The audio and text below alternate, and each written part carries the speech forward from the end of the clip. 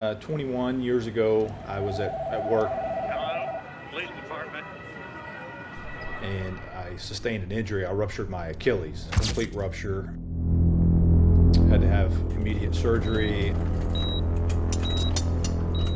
and the surgery didn't go so well. Didn't know if I was ever even going to be able to really walk again. And so I thought, well, maybe I need to pick up this trading. I took out about a $15,000 loan because I was poor, didn't have any money. That took me through about a year and a half, and then I did it again, and I took out another loan after that one was paid off. Said I'm going to take out $30,000 this time, and I did. The goal is to build something that is sustainable for income. I don't have the expertise in dealing with a large portfolio. For some assistance from Tasty Trade and you, Tom. I'm Tom Preston, Chief Market Strategist of tastylive, and this is Money Makeover. Shane, thanks for joining us today. So Shane, you're a firefighter and now you're a trader. How did you get there? Work, we have a 457, a pension and a 457. And I always wanted to be able to trade in that, but it was 10 funds or whatever. And all you could do was every 30 days move from fund to fund. You butt up against the restrictions that a lot of these pension plans and mutual fund companies and all that stuff add on to investing.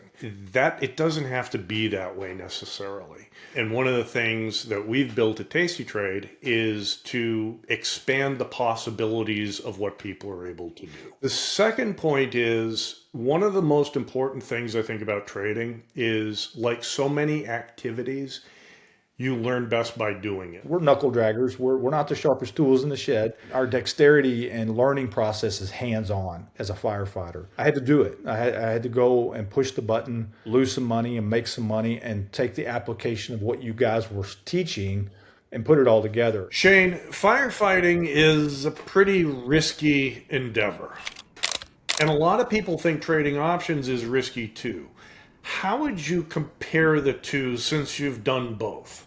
It's been studied and documented that we have to make life-changing decisions within a matter of an average of 7 seconds. Pull up the platform and you look at those numbers. You can what if it all day long, but you just get in there and just look at the numbers and you hit the submit button and move on, and it's going to do what it's going to do, and then you just have to adjust, and that's exactly what I did for 30 years. Kind of all ties in with trading too. As soon as you put a trade on, it's going to go against you no matter what. Shane, tell me when you started trading and what were some of the first steps or strategies that you used back then? Well, whenever I started 20 years ago, I didn't have very much money. And so I took out about a $15,000 loan and put it into a trading account and realized very quickly that I didn't know how to trade. I paid the loan back. When I got down to a lower amount, I didn't completely blow up the account, but I said, I got to stop. That took me through about a year and a half, and then I did it again, and I took out another loan after that one was paid off. Said, I'm going to take out $30,000 this time, and I did. It took me a little bit longer to lose that this time because I had learned. So then I paid it back and started over again, and then started contributing less to the 457 and more to, at the time, Thinkorswim. But it wasn't until Tasty Trade came about that's when I really started pushing the accelerator down, because you guys educated me free of charge and put it all together. That's when I really pushed the accelerator on the trading, was when Tasty Trade came about. When you were in the period where you're first trying to figure this out and you were having some losing trades, what were some of the things you were doing? When I was losing money, I was buying options. Right. That's okay. Yeah, it's okay. Nobody told me not to buy options. You do the multiplication on buying an option, and if the stock moves, wow, you got another GameStop on your hands, And Shane, I don't blame you for giving it a try. A lot of what you hear in the financial media or from Wall Street points to buying options as a beginner strategy. Options trading. Teach you how to trade options. Options trading. It really isn't. So then as I started transitioning over and realizing that we said you can sell these options, well, that never even occurred to me to sell an option. And then I thought, well, wait a minute, if these things expire and the ones that I'm buying are expiring worthless, why not sell these if you can sell them? I would sell calls or put spreads, but I still hadn't realized you need to take it off a little bit early, or as a little bit of time decays out of this, you need to take it off. And I was still taking it to the end, trying to think that I could get the full $100 out of it or whatever. What was the shift in your mindset? And then what particular strategies did you find most consistently profitable when you started booking winners?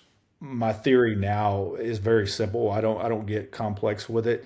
Sell some puts, sell some strangles. If it gets put to me, then I sell a call, and the wheel strategy, I guess, if you will. And the only time I buy an option is if I'm going to do a diagonal and the volatility is really, really low. But now I've gone from buying to doing credit spreads to just full out selling now, and hardly ever buying. That's been my transition.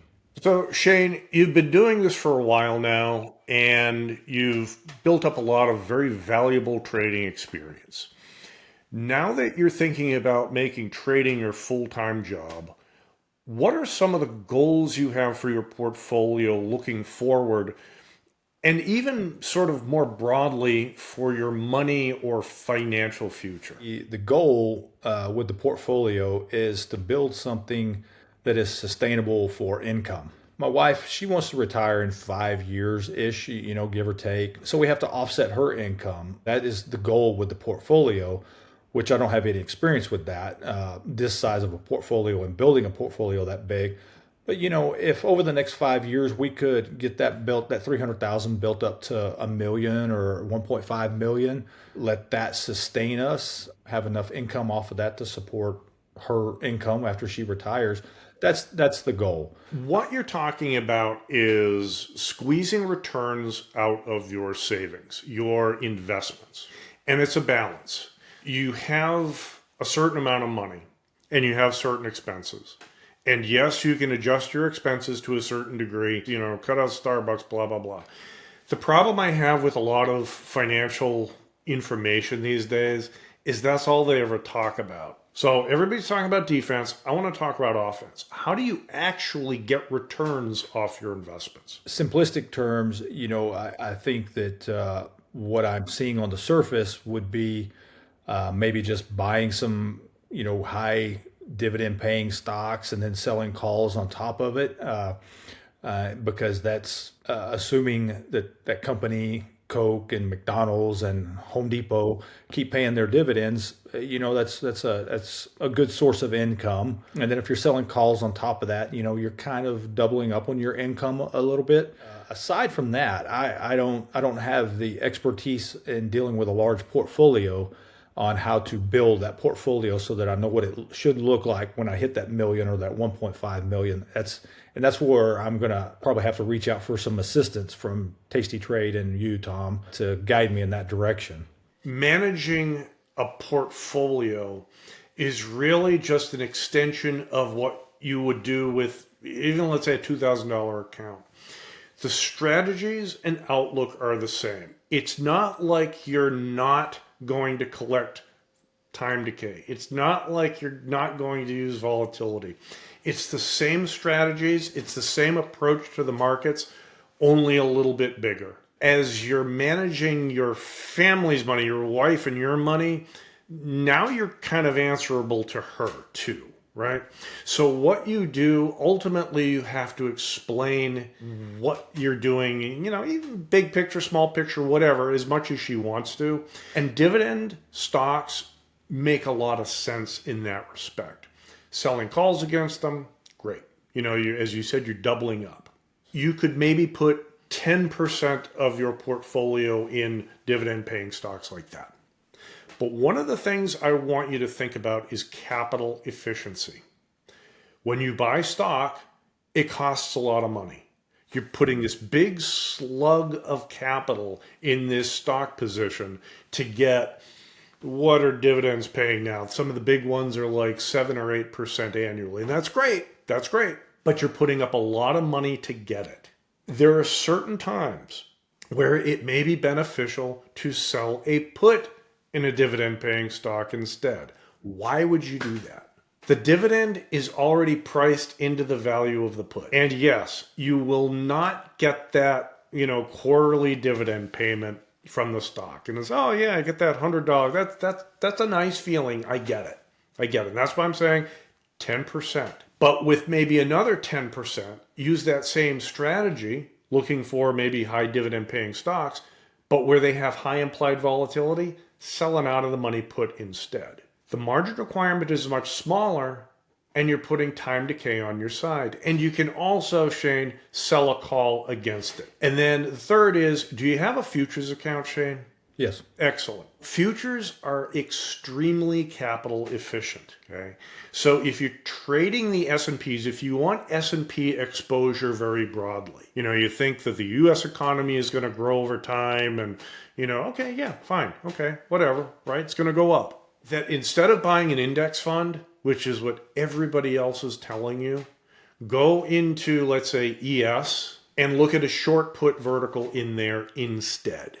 Do the 60-day, the 45 to 60 days, manage it just as you would a regular option trade, but increase the size to get the deltas you want. So instead of selling, let's say, 1 put spread, you may want to sell 5 or 10 put spreads to get the exposure you're looking for. Yeah, and I think that's really good information. I appreciate that, Tom. I have been dabbling in doing that and seeing how it's working. So, for example, I've got a poor man's cover call on Apple right now, and it's working out great. Dabbling in that also just to get a feel for those futures and how they work and how fast they move. And I like the capital efficiency too. I don't like tying up $5,000 in Coca-Cola stock. Like that's whenever I can go and sell 5 puts and make more money than that dividend. I really do appreciate that information, and I'll go and do the math on that when we get done here. The other point is that the only difference between you and me and, let's say, a big money manager is simply capital. That's it. And now you're just getting into using or employing a little bit more capital. All you have to do now is maybe increase the size of your trades a little bit or increase the number of symbols you're looking at. It's a job, and you're going to be engaged with this. What other things are you looking to do in your financial world? I really want to get my kids involved in this. If I knew at their age what I know now, we probably wouldn't be having this conversation right now. They each have a trading account with Tasty Trade. My son, he's your typical 16-year-old boy. He said, I want to get rid of everything that I got, and I want to buy one NVIDIA stock deck because it's going to the moon. And I said, okay, dude, but whatever, you're going to learn, right? So, of course, he bought it at like 770, and then it went up to 950. And he was like, see, Dad, like, this is easy. And I said, hey, dude, what do you want to do? You want to get out now? No, it's going to 1,000, Dad. It's going to 1,000. I said, okay, all right. It's a great learning tool because he's learning the emotions of this, and the emotions play a big factor in this too. The girls, on the other hand, they're very, very strict and very rigid, and they stick to their guns and they do what they say they're going to do. So that's where that's the next thing is I would like to get them, heavily involved so that they can start building this themselves. I've been trading for 30 plus years. And I think what it comes down to is balancing 2 things. The first is evaluating how much risk you're actually comfortable taking. Your son bought a share of NVIDIA and saw it go up and down and making some money and losing some money, and he's not scared of that. Maybe your daughters might not like the swings in P&L that you would see from doing that. Neither is right, neither is wrong. It's just the way we are when we talk about risk and our money. And maybe you're not going to answer it for them. The second point that I've really started to see in the last few years, or realized in the past few years, and the level of engagement you want to put into it. Do I want to stare at NVIDIA all day long? Some people, they don't want to do that. They have lives. And here's the catch. Both of them can make money. I think for your kids, getting to think about realistically how much risk they're comfortable with, how engaged with the market they want to be, those are the things that I would prompt them, that I would encourage them to think about. Great.